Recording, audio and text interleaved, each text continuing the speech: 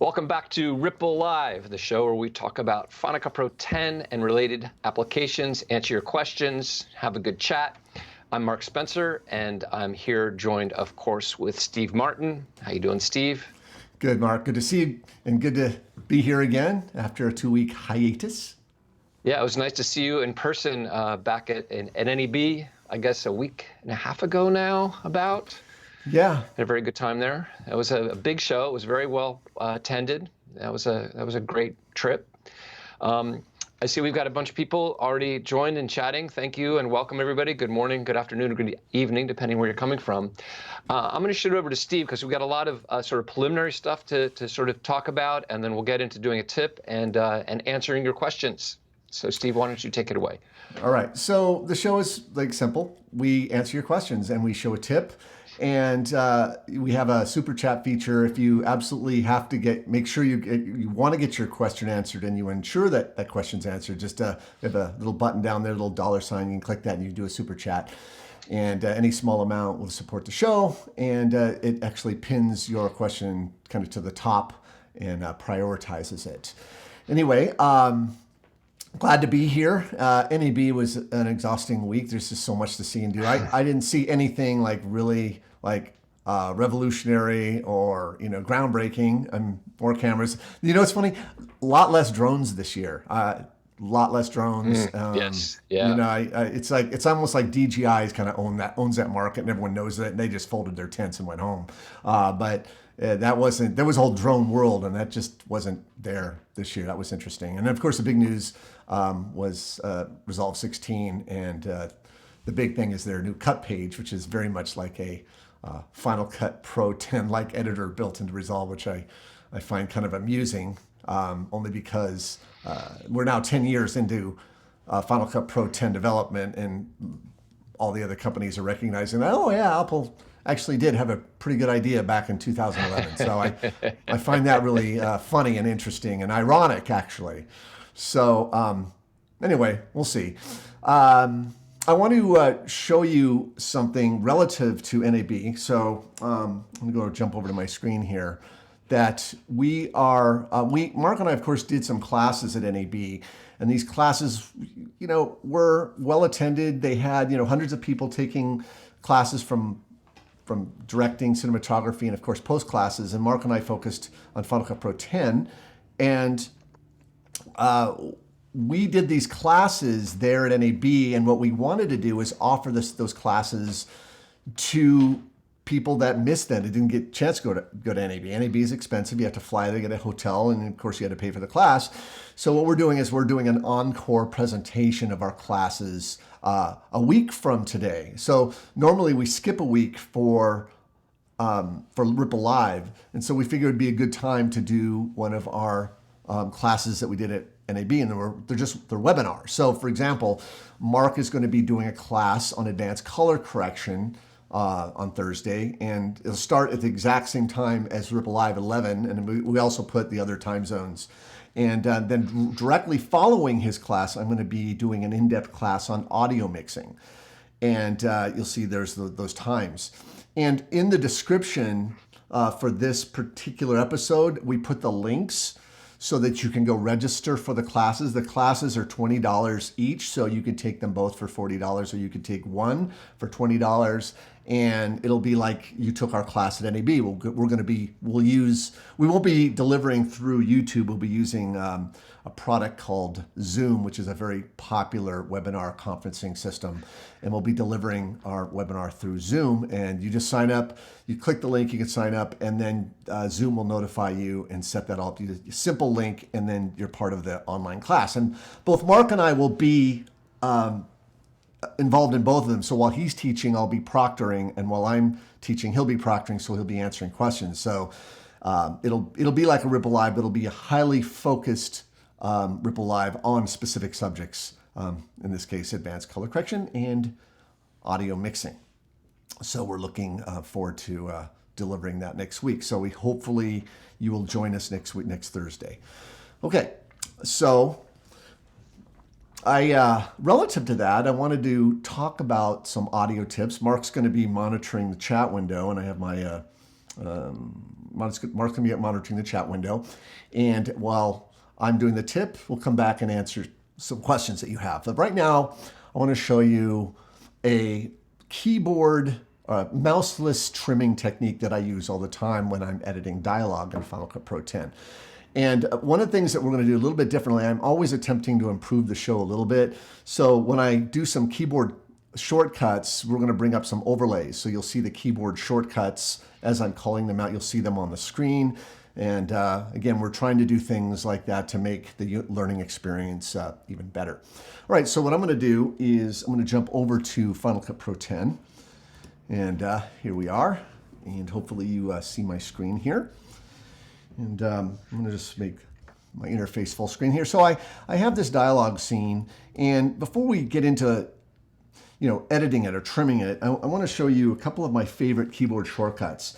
When I edit audio, I like my interface as clean as possible. And you can see it's still somewhat noisy. I've got the browser open. So I'm going to press, actually, I'm going to just go ahead and remove that. That was Command Control 1. And it's funny, I said I'd put keyboard shortcuts, but I didn't have one for that one.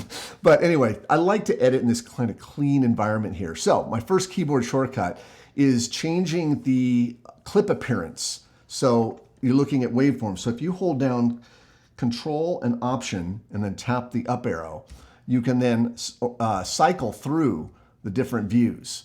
Control Option down arrow would go the other direction. But when I edit, I like to have just the waveform. I don't need to see thumbnails. So Control Option up arrow, down arrow, up arrow. The other keyboard shortcut that's really useful is holding down Command and Shift and then typing plus or minus. What that does is it changes your clip height. So right now, Command Shift plus, I like to have my waveforms really large so I can see my waveform really easily, okay? So now I'm going to play a little bit of this scene, and you'll hear that there's some problems, not problems, that there's some overlapping dialogue that I want to address with some of these keyboard shortcuts. So I'll just go ahead and play this. Do I get a shark cage? Do I get a shark cage? What? Okay, how big of a shark are we talking about here? Shark are we talking about here? Open water. Okay, so you can see there are some problems with the edit point. So the first keyboard shortcut with regard to trimming is moving the playhead to the edit point. Of course, that's the up and down arrow keys. But to select an edit point, here's the keys that I use. It's the left bracket key, left and right bracket key. So the left bracket key selects the outgoing edit point and the right bracket key selects the incoming. So left bracket, right bracket. In editorial parlance, we'd call the outgoing clip the A side of the edit and the incoming clip the B side of the edit.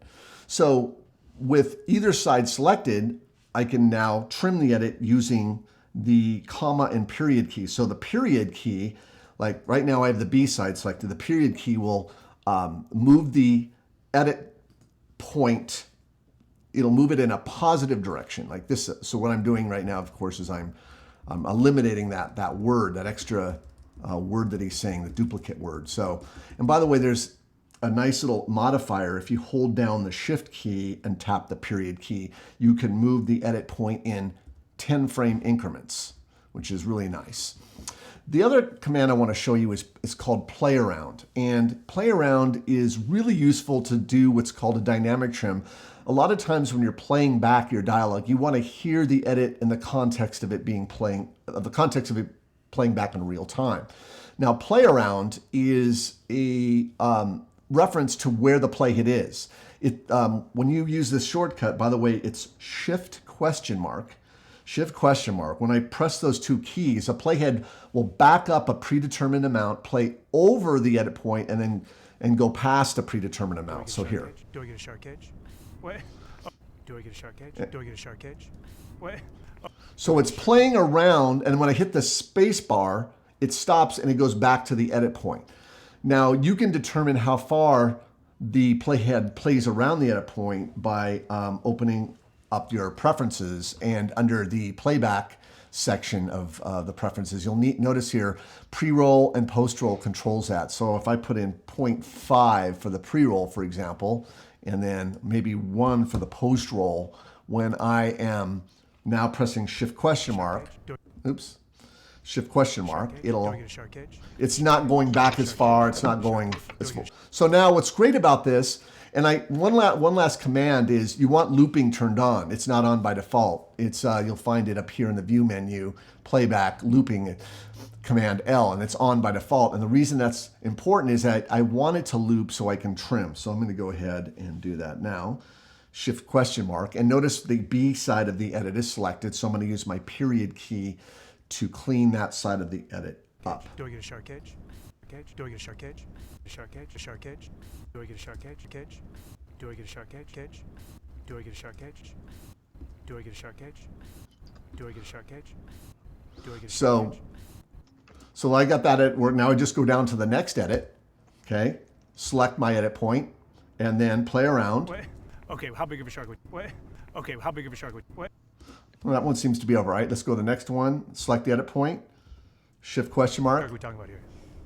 What are we talking about here? Okay, so I'm going to definitely clean that up, but I'm going to use the period key with the shift. So I'm going to remove 10 frames at a time. And I can also do this while playing back. Shift question mark. What are we talking about here? What are we talking about here? What are we talking about here? How big of a shark are we talking about here? And then I'm going to press the left bracket and trim this side of the edit using the comma key. How big of a shark are we talking about here? Okay, how big of a shark are we talking about here? Okay, how big of a shark are we talking about here? Okay, how big of a shark are we talking about here? Okay, how... Okay, so you can see that especially when working with dialogue, having these keyboard shortcuts is really useful because you can get through a scene very quickly and you can trim it in the context of playback. So really, this is something that I do all the time when I'm editing this type of material. It's really, really useful. All right, so that is my first tip. So Mark has been hopefully monitoring some questions, and I gotta go ahead. Yeah, a couple. In fact, one that you can probably answer on your screen there. I'm just going back to the beginning. There was a Spielberg one. Hey, Steven. Says, I still have difficulty moving connected clips around. That key, what's the key that's supposed to be used? So I don't know, Steve, if you have a project where you can demonstrate how you can adjust the connection line on connected clips to change them from being connected from one clip to another. Yep, let's take a look. So here I have a timeline, and I have a number of connected clips here on that's connected to this interview of my friend Abba. Now, of course, if I pick this clip up and I want to move it, it's going to move all three of those clips. And normally that's what you want. This is what's really nice about the magnetic timeline. You can just move stuff and you never have to worry about clips running into each other. It's a very fluid, fast way of working. One of the reasons why we prefer Final Cut over track-based analysis is because of the magnetic timeline. But one of the keys about the magnetic timeline is to be able to control these clip connections. So for example, let's say that I wanted this clip, these two clips that are connected to move with this clip, but not this clip, okay? There's a couple of ways you can deal with that. The first method is moving your moving your mouse over the clip that you want to change a connection point. The connection point for this clip is on this first interview. But what I'm going to do is change the connection point by holding down Command, Option, and clicking in the lower portion of the clip. As soon as I do that, the connection point is moved. So what I can do now is pick this whole thing up and then move it to a new location, and the clip stays where it's connected to.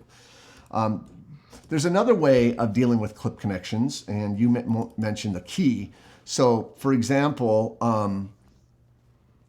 let's say that I wanted to delete this clip right here. Notice I have a secondary storyline connected to this clip. If I press delete, of course, the clip goes with it. And if I hit, shift delete, I leave a gap. But what if I don't want to leave a gap? And what if I don't want to lose a connected clip? You can use what's called a modifier key. It's a clip connection override, and it is the tilde key. It's the key right above the tab key on your keyboard, also called the grav key. But notice when I press it, I get this little symbol that shows the connection override. You see that? So what's nice is if I hold this down and then I select the clip. And if I press delete, watch what happens. I get to delete the clip, but the connection point stays where it is. In fact, if you look at this, notice this connected clip is at 6 seconds. Notice that, 6 seconds. So now, if I can hold the grab key and click and then press delete, it removes the clip, but notice the connected clip is still at 6 seconds. So it just reconnects itself, but it maintains its current position in the timeline. So that's the key. It's the grab key, and then now you also know how to reposition the connection point. By the way, this is a connected storyline, and you'll notice that I said you can move the connection point, right? So like if I wanted to move the connection point for this to over to this clip, unlike a single clip where you option clicked on the bottom, with a connected storyline, you have to option click on the top. Command option. Command Thank option. you. Yeah, command option on the storyline. And so now it's connected there. Now I can move this clip somewhere else and I don't lose my connection point. Just a quick plug, real quick here. We have an app on the App Store. By the way, there's a link in the description below. All of this stuff that I'm showing you right now is in our little tutorial app called Editing Faster for Final Cut Pro 10. It's an extension app. It opens right inside Final Cut. And like, for example, all the things I showed you relative to what I did, now it shows up as an app with keyboard shortcuts, and it even includes the media.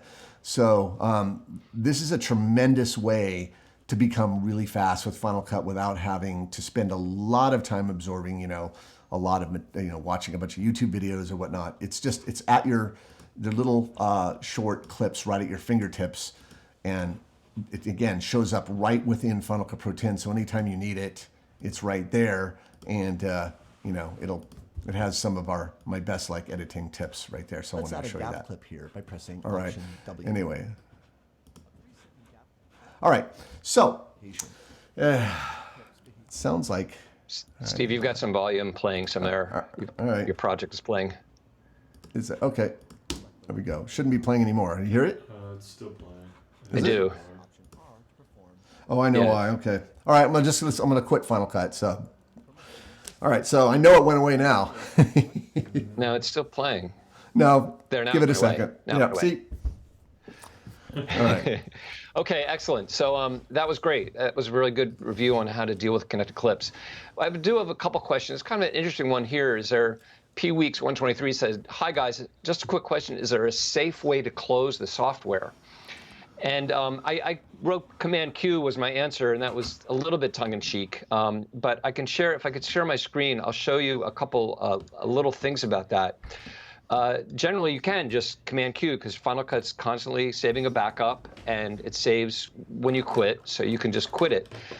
Of course, if you do, when you relaunch it, all of the projects, all of the different libraries that you had loaded will load again, and you may not want that. So one option is you can right-click on any library and close that library. You can also close all the libraries. Final Cut doesn't care. You can close them all before quitting, and it will open back up with whatever libraries you've left open.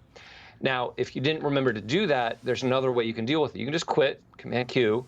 When you go to launch Final Cut, if you right or control click in the dock on the name of the app, you'll see a pop-up menu. Sorry, I just switched over. I don't want you to see that. I was not about Resolve, about Final Cut.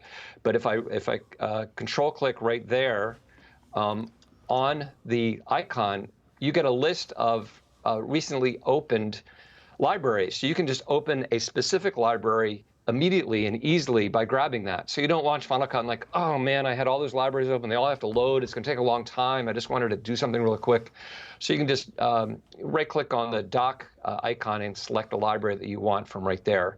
And there's another option, and Steve maybe remember, there's a way you can launch it and choose the library, any library to open at launch. And I was experimenting on my keyboard shortcuts on my other copy. I didn't want to quit Final Cut to test it here. But I know there's one more thing you can do besides right-clicking. Okay, so let's see if I can do this live.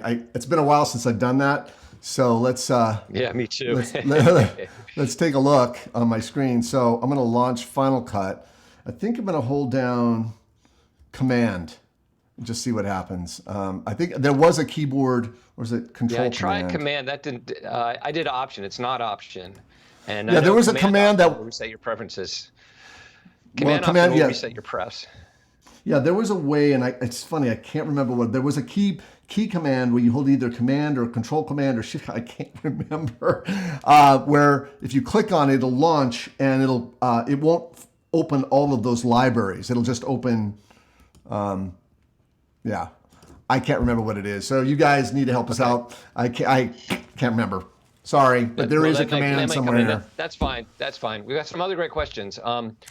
Could you explain when or why to use multiple events using only keyword collections and one big event? And Steve probably have an opinion about this. And I just actually finished a shoot yesterday where we're using the material. We shot a lot of material. It's a 12-hour shoot. We've got a ton of material, and we're actually telling 5 different stories with that material. And you might think, oh, I probably created 5 separate events, but I didn't, because those stories may well pull clips from each other. And I generally tend to be organized around keywords within a single event rather than creating multiple events, so that those keywords will span everything in the library. I really want to see everything there. So I tend to really use a lot of keywords and smart collections rather than multiple events, especially for shorter form projects. If it's a really big, long project, you may have separate events. I like separate events if the material is really going to be separate. But if it's really separate, I probably put it in separate libraries, honestly. So most of the time, I'm kind of a single event guy. I don't know if you have an opinion about that, Steve. It really depends. That's one of the great things about keywords in Final Cut Pro 10. You have one event, and keywords are so good about sequestering all your material by related content. Events are really great if you like, for example, if you're doing like an episodic show or something like weekly where you wanted to keep things separate, like episode 1, episode 2, episode 3, I might put those into events because each episode would then have its own related keywords. So in that sense, I would probably set up a multiple event scenario if I had like an ongoing series. But if it's just a single show, one-off show or something, that I'm doing a promo or whatever, I just have one event and multiple keywords, because keywords are so fast, they're so flexible. Smart collections are so fast, so flexible, that I see little need to create multiple events. Now there is one scenario where I think. No, I was gonna talk about libraries, but then that's going off into a whole other subject. So just to answer that simply, maybe episodic things or things I would use an event for. But other than that, I would just use keywords like Mark said. Awesome. We've got a lot of questions here. Somebody's asking about the cut page in DaVinci Resolve. For those folks who aren't familiar, Blackmagic introduced Resolve version 16 public beta at NAB week before last, and one of the features in Resolve 16 is an entirely new page called the cut page, which is targeted, the way they talk about it being targeted is for really fast turnaround, quote, high-end projects. Steve and I have been looking at, we're actually building tutorials for that cut page and updating Resolve content. And personally, I think it's a very interesting thing that they're doing there. They've taken quite a few Final Cut Pro concepts, honestly, and put them in there. There's things like, not just in the cut page, but in the edit page, there's things like an adjustment layer now that you can do. There's somewhat of a magnetic timeline in there. They also have a feature in the cut, somewhat. They also have a feature that's kind of like the scrubbing you can do in Final Cut, but it takes all your clips and puts them all together in their viewer so you can scrub through them very quickly. It's definitely beta.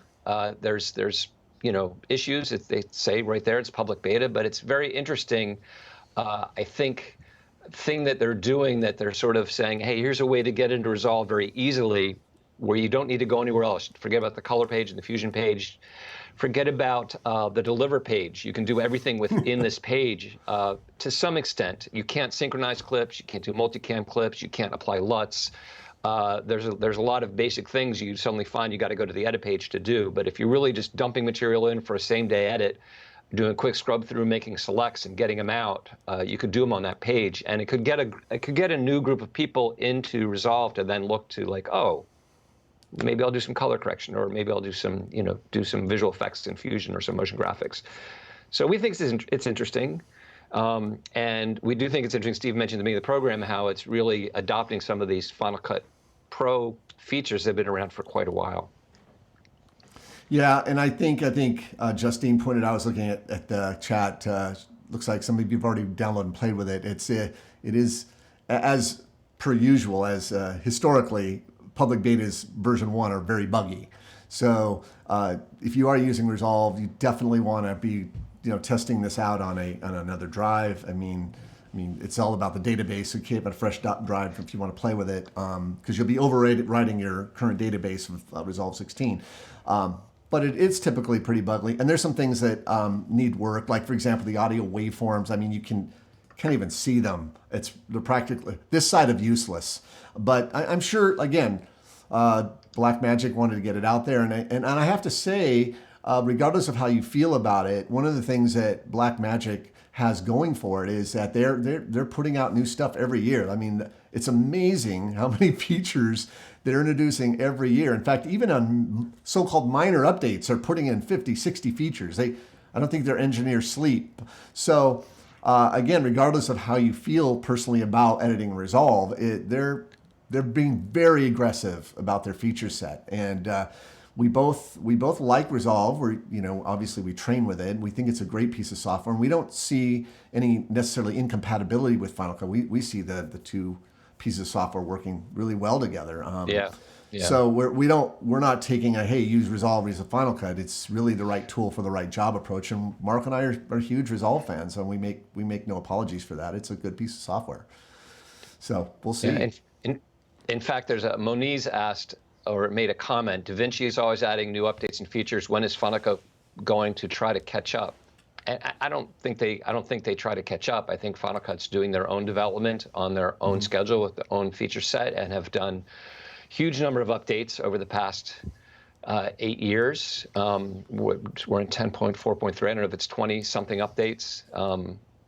Obviously we've seen huge new features coming over time. There wasn't anything big this year at NAB like there often is. I don't think they're tying their release schedule to big events like NAB anymore. I think they're working on their own release schedule. So we'll see what comes next. We're always excited to see what comes next.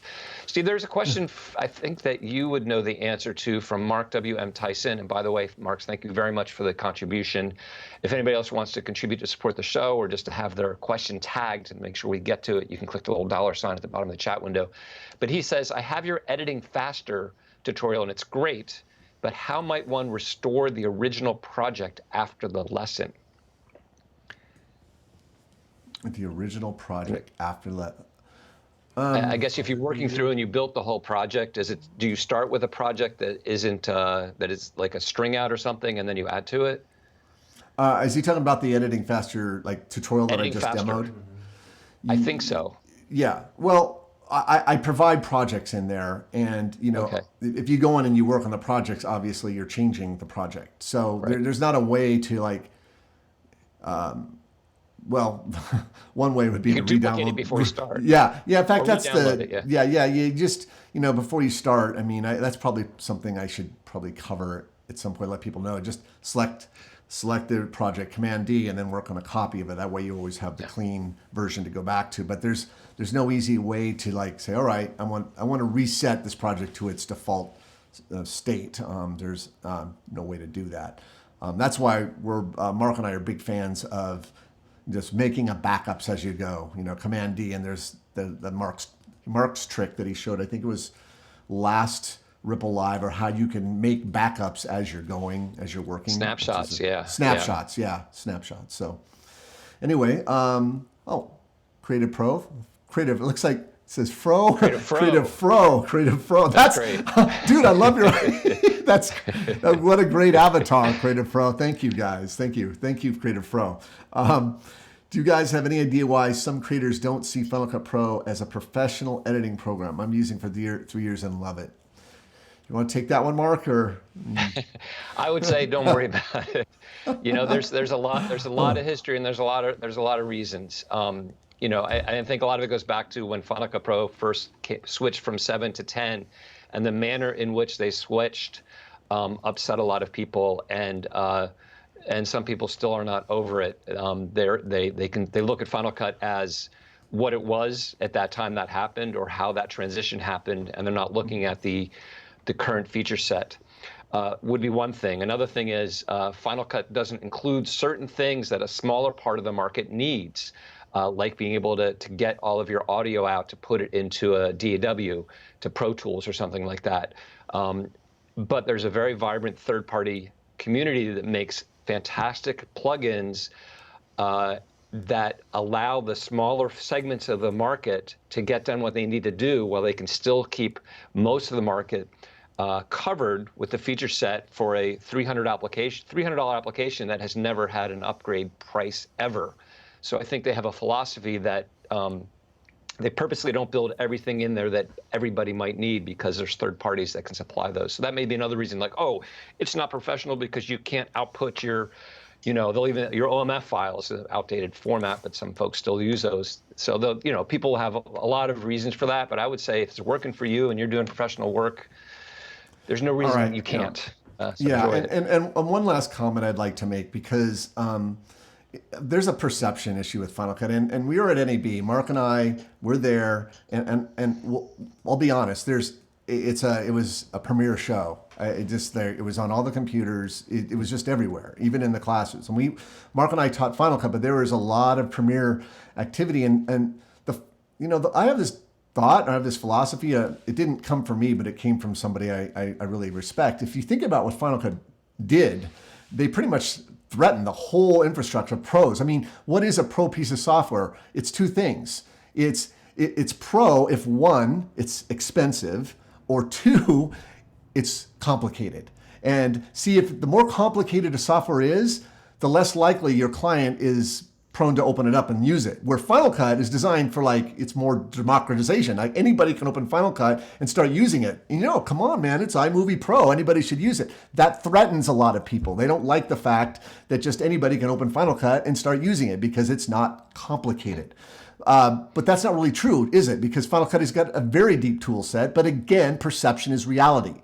So, Final Cut does threaten a lot of those people. I'm going to get some flack for it, but I don't care. That's the way I see it. That's my perception of it, is that it's just too easy, and the magnetic timeline is stupid, whatever the thing is. So, okay, that's my little idea about it. So, anyway. Anyway, feel free to comment. Let's get a bar fight going in the contents below. Anyway, yeah. So I really appreciate that, Creative Fro. That was such an awesome question. Yes. Greg Palmer's asking about the difference between duplicating a project and duplicating a project as a snapshot, and we did talk about that in our earlier RippleLIve, and those are indexed now. And if you go to YouTube and search on Ripple and Snapshot, it'll probably come up. But somebody else jumped in and said the Snapshot freezes compound clips and multicam clips in time, which is exactly the case. And just so you understand, if you make a compound clip or a multicam clip, and you make a change to that compound clip or multicam clip, that change will flow through to every copy of that compound clip or multicam clip in every timeline, which is often what you want. But if you don't want to do that, you don't want that to happen, that's why you make a snapshot. That particular timeline can't be affected by changes to multicam clips or compound clips it contains in other timelines. It just locks it in place. Yeah.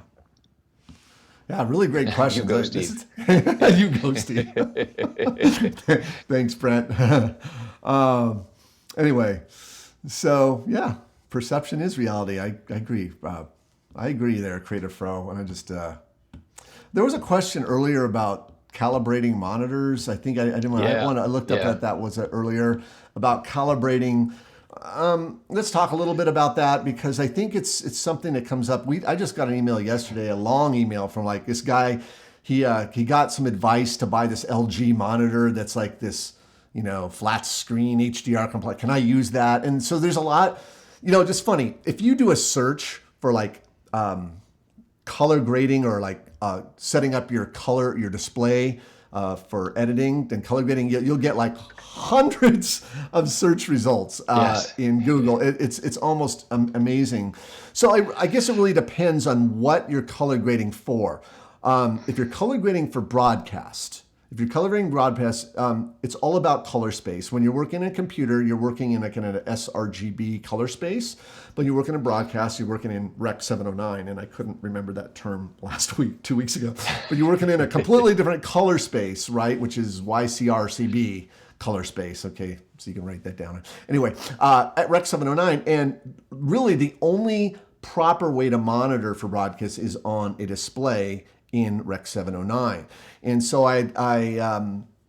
there's this piece of hardware. If you're going to do anything for broadcast, even if you're not working on a professional broadcast monitor like from Sony or Flanders, you could still get pretty close if you get a consumer display. And then Blackmagic makes a little box. I'll put the link below. It's a little box. It's about $150.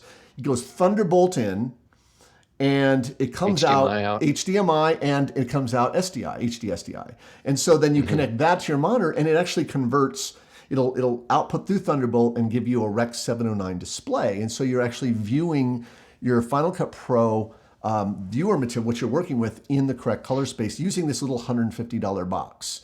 So that's what I recommend. Then as far as calibrating your display, I mean, you could use different probes to get the white balance and the gamma. There's plenty of hardware and software solutions out there that'll help you calibrate your monitor to kind of get it in the realm that you want it to kind of like when it's really, for me, calibrating the monitor is making sure that what I'm looking at in Final Cut is going to match my final QuickTime output. If I'm going for the web, I want my calibration for my monitor and my QuickTime, I want them to be looking somewhat the same. And that's a whole other subject. I don't know, Mark, if you want to chime in on that. The only thing I'll say about that is the question was worded as, how do I calibrate Final Cut Pro 10? And you're not calibrating Final Cut Pro 10. Like, let's assume you're going to web distribution. So you can use your computer monitor if you're doing web distribution. But you're not calibrating Final Cut Pro 10. You're just calibrating your monitor if it's incorrectly calibrated. It's kind of irrespective of Final Cut. This Final Cut's going to use color sync and be accurate if your monitor is accurate. And if you really want to check, you can do a calibration in software, or you can get it, like Steve said, a color monkey or a spider probe. They're pretty inexpensive. You hang it on your monitor and it'll go through a more sophisticated calibration process. Nothing will look the same. It'll look different on every computer, but if you start with a calibrated monitor, your material will look the same as anybody. If it's too red on a monitor, it'll look the same amount too red as everybody else's. So the idea is you all start from the same standard, even though everybody's monitor is going to look a little bit different. So you can use a hardware calibration on your computer display. Honestly, right now, most computer displays come pretty darn, the iMacs, or even the laptops are pretty darn good. I mean, you shouldn't see some major shift out of the box going from Final Cut and just publishing to Vimeo, YouTube, or social media. Right. Awesome. So, Scenes of Vermont, can FCP 10, Final Cut 10, do everything that is offered in the Insta360 One iPhone iPad editor? The Insta360 One software that you run on your iPhone, on your iPad is very, very good.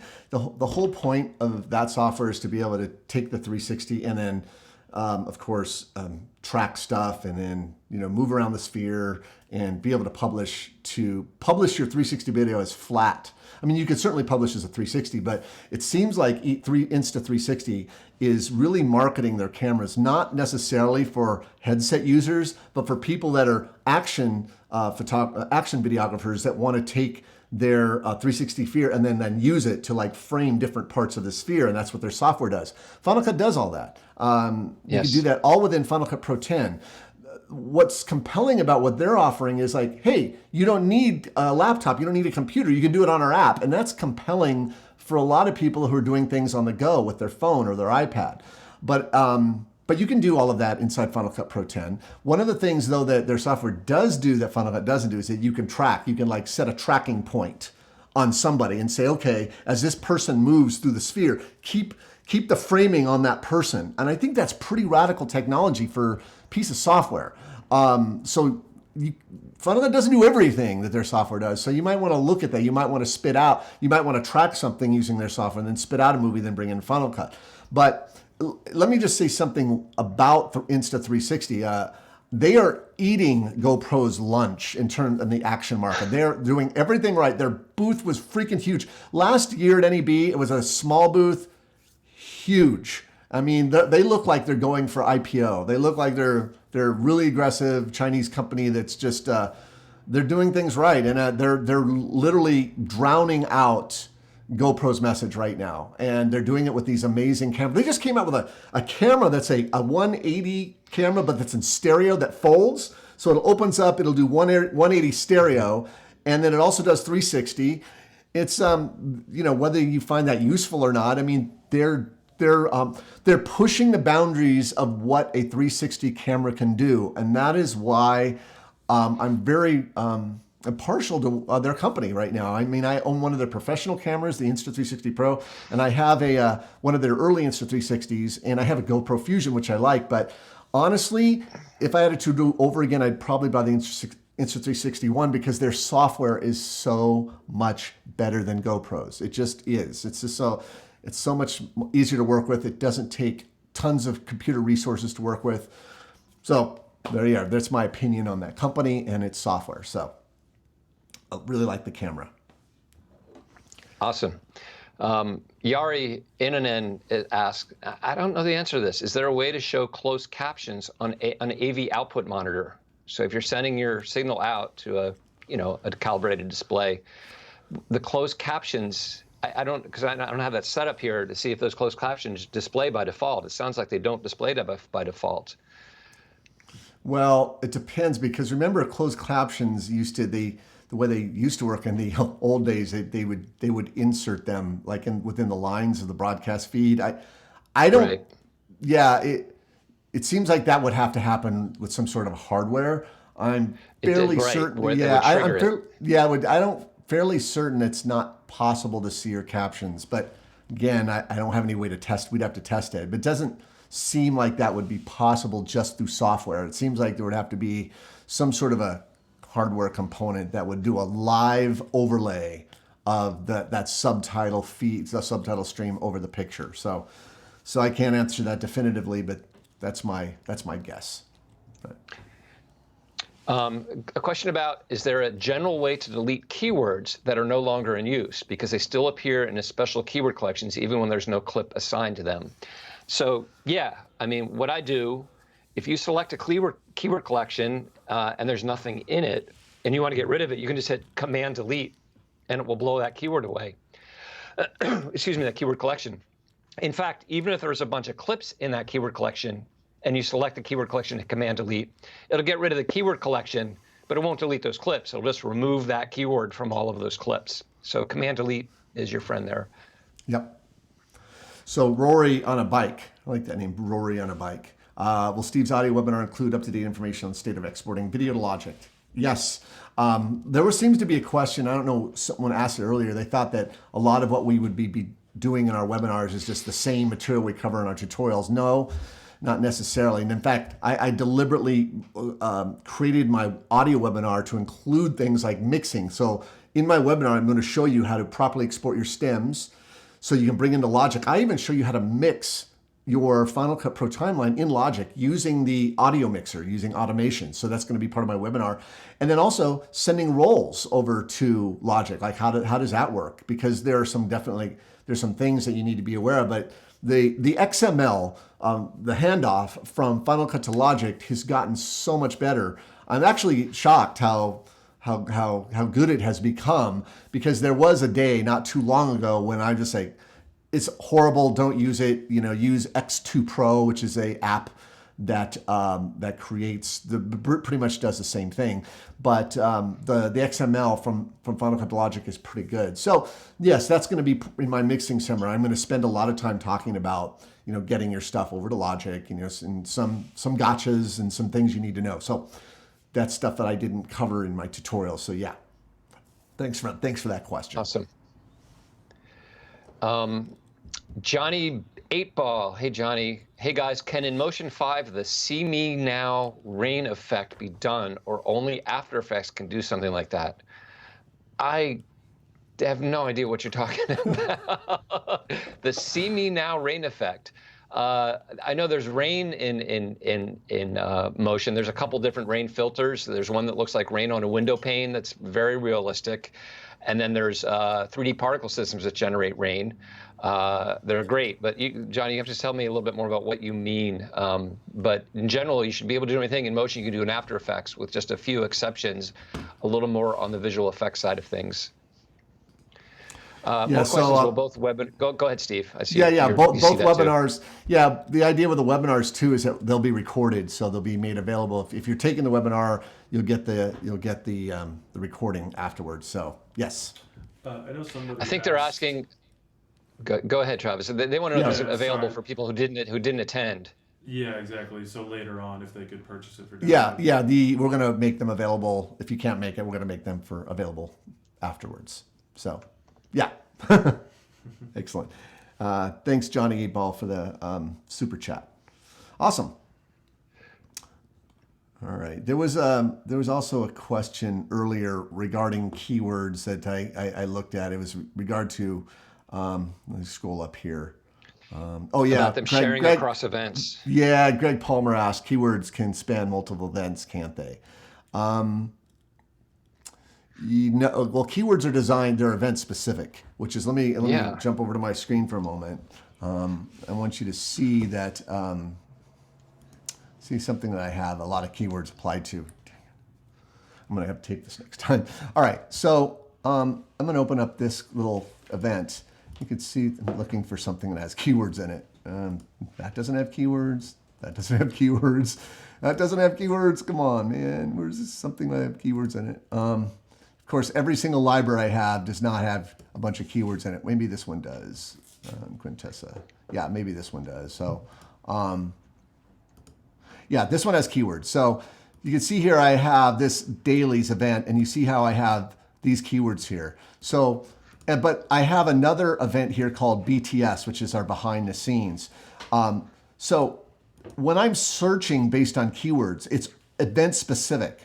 So when I'm searching via this search button, or I'm using some other method of locating content, like maybe using this keyword HUD, it's only going to be looking inside that event. It's not looking at all the other events.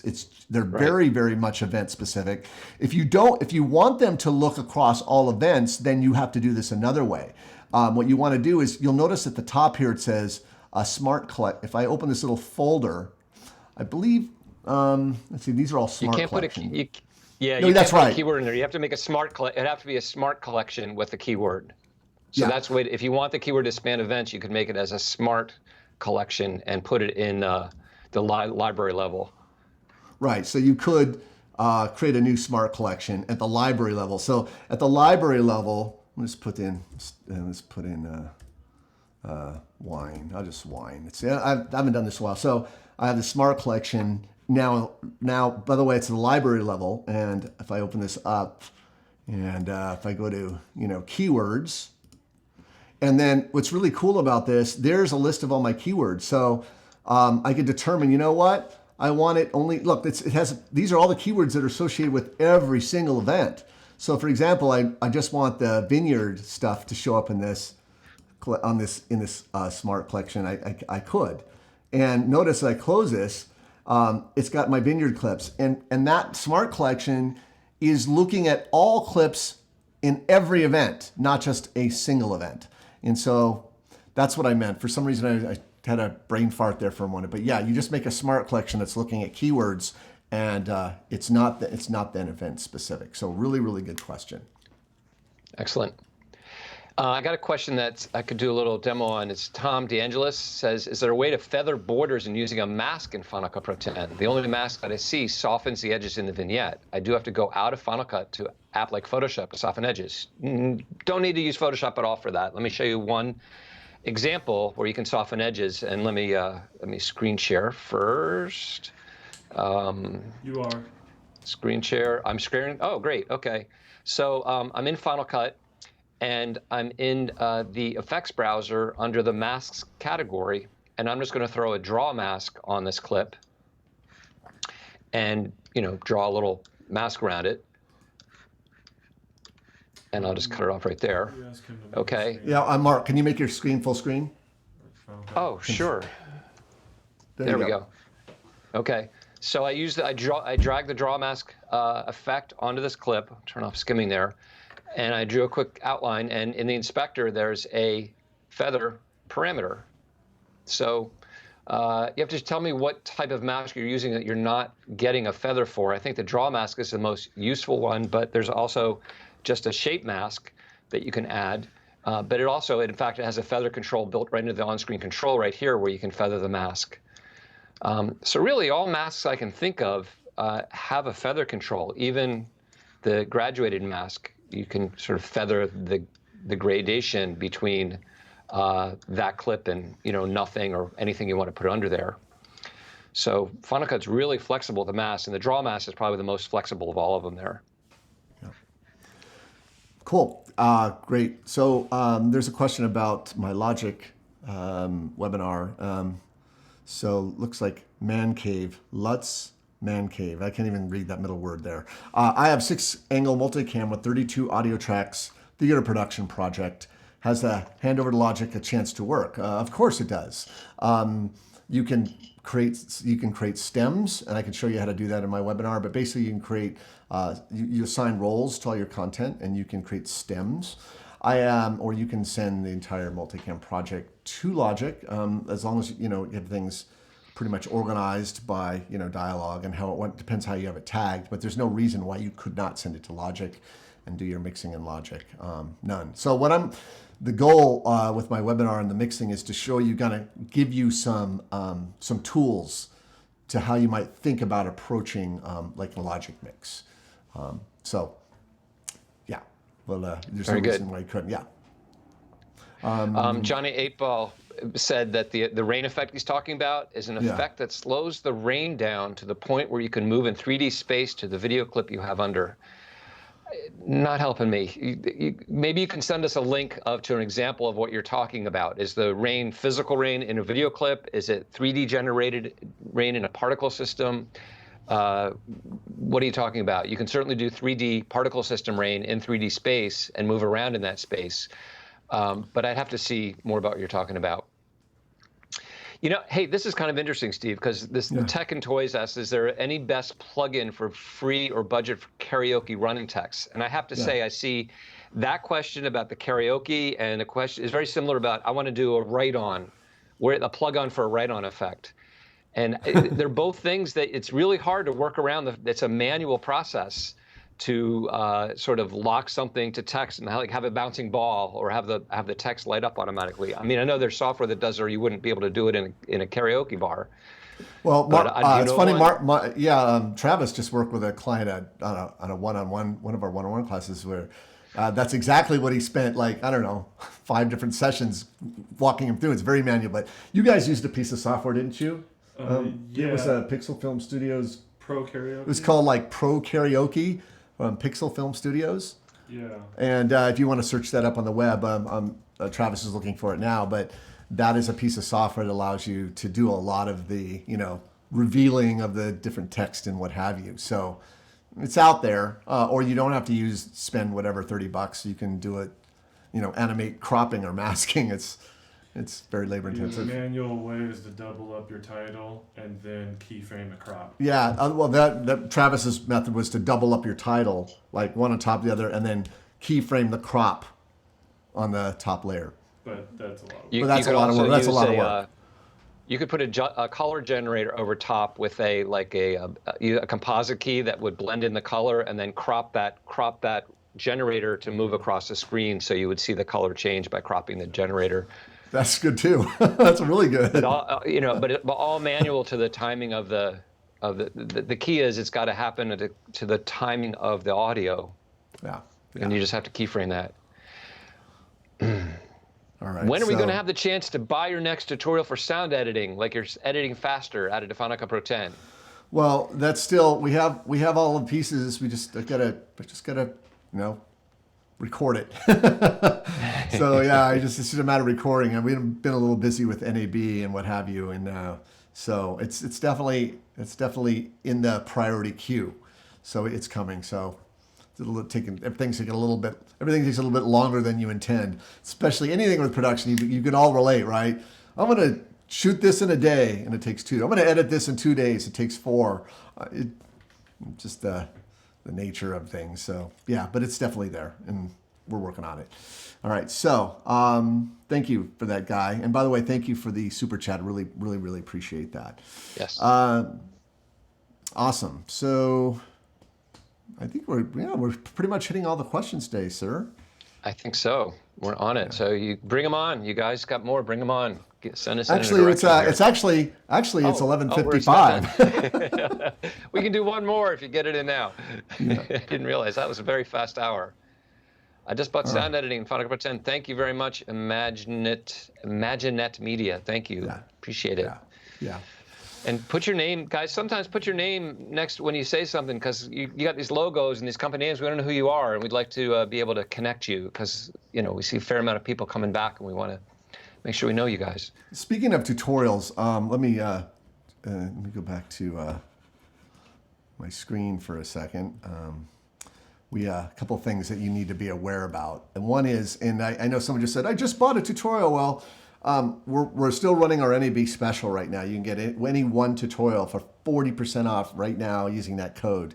So even if you bought it just now, I'm sure we can retroactively fix that for you. But there you have it. That's something that any tutorial, 40% off. It's a good way to do it. Learn our stuff. Learn Final Cut and Logic and Motion and DaVinci Resolve. And then we have our app on the App Store. I don't know if you have the overlay for that, but the one I showed earlier that you want to check out. It's got the tips, and we're, like I mentioned earlier, we're working on a sound plugin or a sound effects version for this. It goes through all the Final Cut built-in audio plugins. And then lastly is this RippleLIVE show schedule. I like to put this up at the end because lets people know when our next RippleLIVE will be Thursday, May 2nd. We do these bi-monthly, so we jump we do these every 2 weeks. It's a lot to do them every week, so we found that a good rhythm for us is to do every 2 weeks. And then next week, of course, we're doing our live webinar, which we hope that many of you will attend. So you can bring us back on screen. Yeah.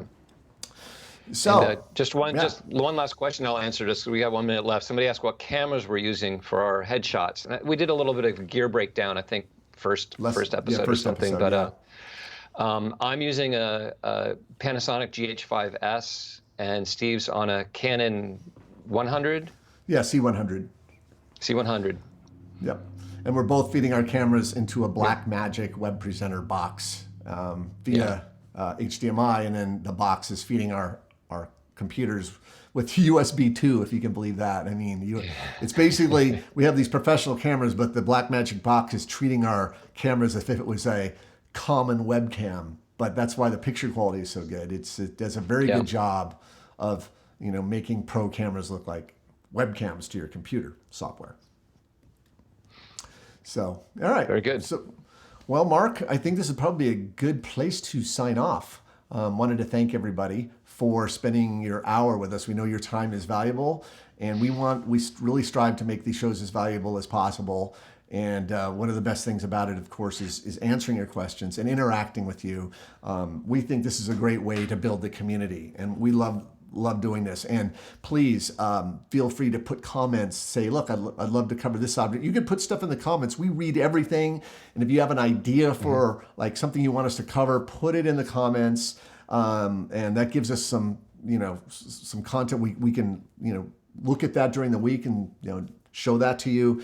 So please do that. Anything else, Mark, that you want to? No, I'd like to know what that Johnny 8-Ball was talking about. I want him to send me send either of us, support at rippletraining.com is probably the easiest thing. You could send it in there, and we take a look at it and try to answer that question. And so hopefully we'll see you guys at the webinar next week. If not, we'll be back with a regular live show in 2 weeks from today. And thank you very much for joining us. Yes, thank you.